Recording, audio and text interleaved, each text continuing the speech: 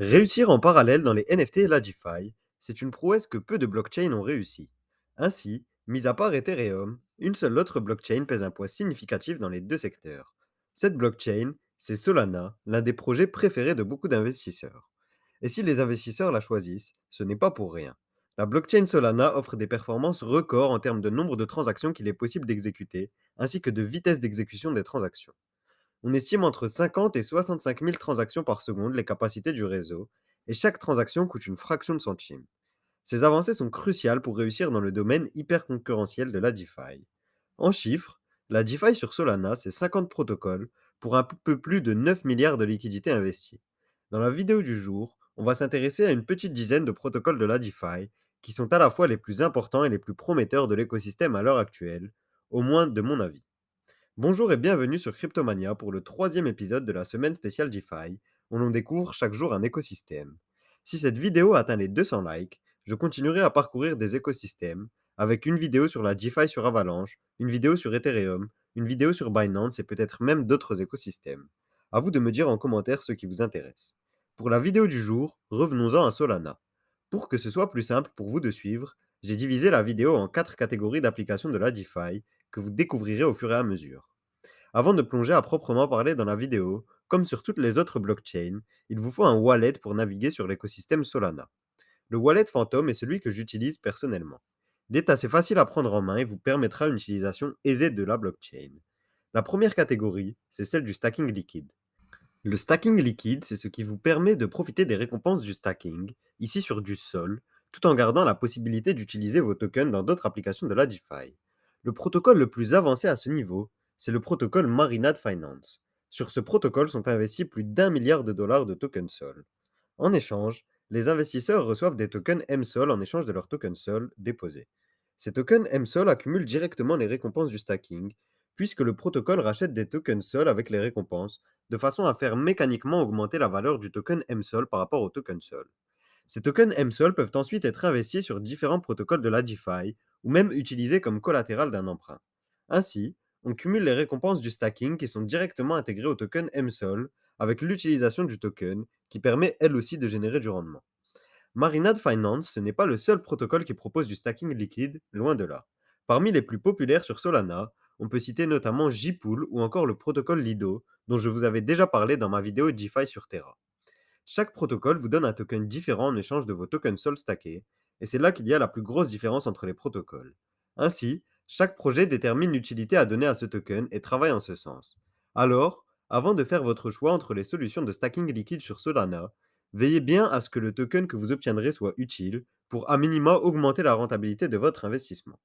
Pour investir ces tokens issus du stacking liquide, comme pour investir tous les tokens échangeables sur Solana, une solution, c'est les DEX.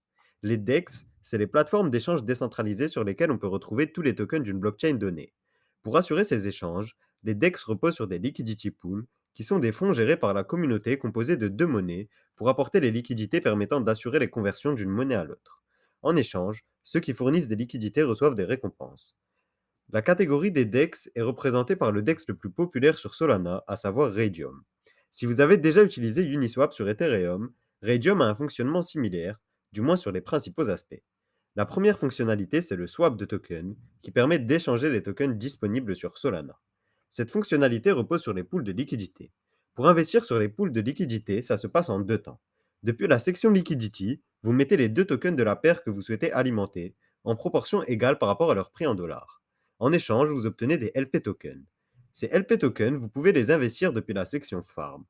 Par exemple, via Raydium, vous pouvez investir sur le pool Ray ETH et obtenir plus de 56% de retour annuel, juste en intérêt sur votre investissement. Mais la plateforme Raydium a aussi d'autres fonctionnalités, comme l'Accelerator, qui s'apparente à ce que l'on pourrait appeler un launchpad. Via cette section, vous pouvez découvrir des projets en lancement et avoir l'occasion d'investir dessus. Par exemple, le 24 janvier, le projet Space Falcon sera lancé via cette plateforme. La Drop Zone a ce même rôle de launchpad, à savoir servir de relais entre des projets en lancement qui ont besoin de fonds et une communauté d'investisseurs qui souhaitent découvrir de nouveaux projets. La spécificité de Dropzone, c'est que c'est un launchpad réservé aux NFT. Là encore, on va voir une collection émerger dans les prochains jours, le 26 janvier précisément. Pour ce qui est des NFT, on retrouve même une marketplace directement intégrée à Raydium, signe du développement et de l'ambition de ce protocole, qui est désormais plus qu'un DEX. Malgré toutes ces fonctionnalités, Radium ce n'est pas ce que l'on pourrait appeler la colonne vertébrale de Solana. Cette position est occupée par le projet Serum, qui compte parmi ses plus grands soutiens la plateforme FTX. L'objectif de Serum, c'est de faciliter la création d'exchanges décentralisés. Ce projet agit donc à un niveau différent du projet Radium par exemple. L'objectif étant de résoudre deux problèmes majeurs de la DeFi, les frais et la latence. C'est chose faite avec une latence record grâce à la blockchain Solana et un coût de transaction jamais vu dans la DeFi, 0,001 centime par transaction. Ainsi, il suffit du protocole Serum et de quelques capacités en développement pour mettre en place son propre DEX. On compte aujourd'hui plus d'une vingtaine de DEX qui utilisent les solutions proposées par Serum et qui ont atteint un certain niveau de popularité. Aujourd'hui, même si Radium n'a pas été déployé via Serum, ce projet utilise lui aussi les solutions proposées. En effet, Serum résout un problème majeur rencontré par beaucoup d'exchanges, notamment au lancement, le problème des liquidités, qui sont mises en commun ici entre tous les DEX de l'écosystème.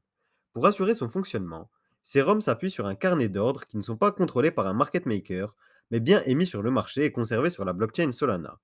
Lorsqu'une offre d'achat et de vente correspond, la transaction est automatiquement effectuée via smart contract. Une autre des forces de la plateforme Serum, c'est l'interopérabilité qui permet de faire circuler des tokens de la blockchain Ethereum et même Bitcoin directement sur l'écosystème Serum. Quand je parle d'écosystème Serum, je pèse mes mots puisque c'est plus d'une vingtaine de DEX que l'on compte aujourd'hui autour de Serum.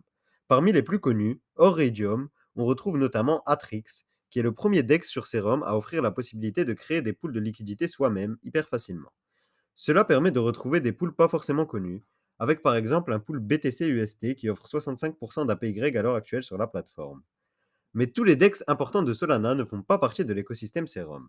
Parmi ceux-là, on peut citer notamment le protocole Saber, qui se présente comme un protocole DeFi cross-chain, très intéressant pour l'avenir si comme moi vous croyez à l'interopérabilité des blockchains à l'avenir.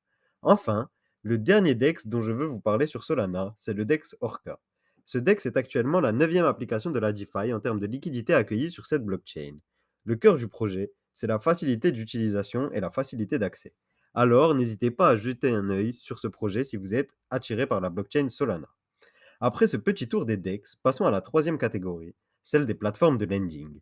Parmi les 20 dApps les plus populaires de la DeFi sur Solana, on retrouve 5 protocoles de lending. Ce n'est pas très étonnant car comme pour la finance traditionnelle, les activités de prêt et d'emprunt représentent une part considérable de l'activité dans la finance décentralisée. Pour assurer leur fonctionnement, ces protocoles reposent sur un pool auquel n'importe quel utilisateur peut prendre partie. On peut soit prêter des crypto-monnaies au pool et récupérer des intérêts, soit emprunter des crypto-monnaies en déposant un collatéral. Parmi ces protocoles de prêt et d'emprunt, le plus populaire est Solend, protocole sur lequel sont investis plus de 600 millions de dollars de valeur à l'heure actuelle. À titre d'exemple, vous pouvez prêter vos tokens RAI depuis cette plateforme pour générer un rendement de plus de 55% annuel à l'heure où j'écris cette vidéo. Un autre protocole pousse plus loin le prêt et l'emprunt. Ce protocole, c'est Port Finance. L'objectif annoncé, c'est de proposer une suite de produits d'investissement financier divers pour générer des intérêts au taux variables ou fixés comme dans la finance traditionnelle. Cela ferait de Port Finance la porte d'entrée des liquidités sur l'écosystème Solana. Si vous voulez générer du rendement sur des tokens de l'écosystème Solana, il est probablement judicieux de faire un tour des protocoles de lending. À l'intersection des DEX et des plateformes de lending, on retrouve les plateformes d'échange qui incluent des fonctionnalités de prêt et d'emprunt. C'est dans cette niche que l'on retrouve par exemple le projet Mango. Pour le trading au spot, Mango s'appuie sur la plateforme Serum que je vous présentais comme la colonne vertébrale de Solana en début de vidéo. Pour le trading avec levier, l'équipe derrière Mango Markets a développé ses propres smart contracts. Cet apport du trading avec levier peut s'avérer très intéressant, d'autant plus qu'encore une fois, grâce à la compatibilité de la blockchain Solana avec Ethereum et Bitcoin, il reste possible de faire affluer les tokens ERC20 mais aussi le token ETH et BTC directement sur ces applications. Enfin, pour ce qui est de la quatrième et dernière catégorie, ce sera celle des plateformes d'optimisation des investissements sur la DeFi. En effet, dans la DeFi, on investit sur des protocoles informatiques sans entité centralisée. Pour optimiser les retours offerts par son investissement, il peut être important d'automatiser certaines tâches. Par exemple, plutôt que de devoir récolter ses gains manuellement, les convertir puis les réinvestir, il existe des protocoles qui font ces tâches automatiquement à notre place. Ces protocoles, ce sont les yield optimizers ou optimisateurs de rendement puisque comme leur nom l'indique, ils permettent d'obtenir de meilleurs retours sur ces investissements. Attention toutefois à ne pas passer sous les seuils de liquidation lorsque vous utilisez de tels protocoles. En effet, si vous utilisez un levier, c'est forcément une position sur laquelle vous payez des intérêts. Gare à la liquidation. Le premier des optimisateurs de rendement que nous allons voir aujourd'hui, c'est Query. Ce protocole est particulièrement utile si vous utilisez les solutions de staking liquide comme Marinade Finance ou Lido. Alors, avec les liquidity tokens que vous recevrez, vous pourrez investir via le protocole Query. À terme, l'objectif de Query, c'est de permettre de centraliser toutes les solutions DeFi sur Solana en un seul endroit. Mais pour moi, l'optimisateur de rendement le plus intéressant sur l'écosystème Solana, c'est Francium. Avec ce protocole, vous pouvez générer des APY très élevés, notamment grâce au réinvestissement automatique de vos récompenses. Par exemple, sur le token Ray, vous pouvez générer 100% d'APY grâce au protocole Francium.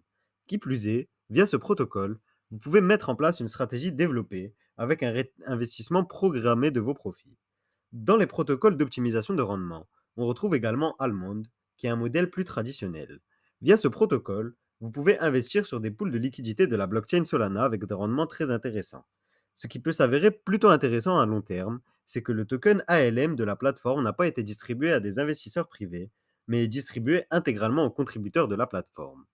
Pour résumer, avec cette vidéo, je vous aurai présenté des protocoles de stacking liquide, des DEX, des launchpads, des protocoles de lending et des optimisateurs de rendement, tous sur la blockchain Solana. On aura même vu des projets qui cumulent plusieurs fonctionnalités. Mais surtout, on aura vu des projets prometteurs qui proposent des solutions utiles et faciles d'accès. Si les projets vous intéressent, n'hésitez pas à vous faire la main dessus, toujours avec prudence. L'avantage de cette blockchain, c'est que les frais sont limités, permettant une plus grande liberté de manœuvre. Rappel, à 200 likes sur cette vidéo, je continue mon tour de présentation des solutions DeFi, blockchain par blockchain. Si vous avez d'autres projets intéressants sur Solana, dites-le moi en commentaire. Autrement, je vous invite à me rejoindre sur Discord et Instagram pour en discuter. C'est tout pour moi, je vous dis à demain pour une nouvelle vidéo.